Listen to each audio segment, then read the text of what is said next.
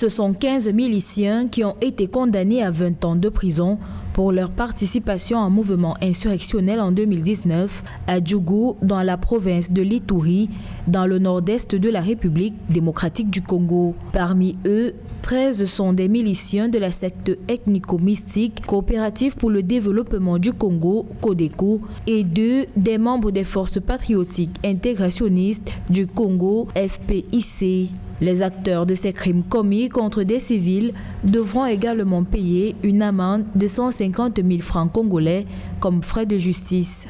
Lorsqu'il y a une condamnation, même si ça apparaît comme une espèce de goutte d'eau dans l'océan, c'est déjà un pas de plus dans la bonne direction vers la fin de l'impunité. C'est un pas qui va dans la bonne direction. C'est une justice qui va soulager psychologiquement les populations qui ont vécu ces affres. Mais on peut faire mieux. Actifs dans le territoire de Djougou, situé dans le nord de Bunia, capitale provinciale de l'Ituri, les membres du groupe Sodeco prétendent défendre les membres de la communauté Lendu alors que les FPIC sont présents dans le territoire d'Imuru, au sud de Bunia.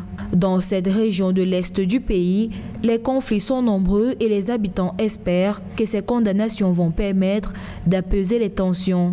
Ce qu'il faut aux populations de l'Est de la République démocratique du Congo, c'est de lutter globalement contre l'insécurité dans cette région. Il faut juguler d'abord cette insécurité générale avant de construire à Kinshasa, la capitale, un État, lequel État mettra en place un État de droit qui va globalement résoudre le problème et de l'insécurité et de l'impunité.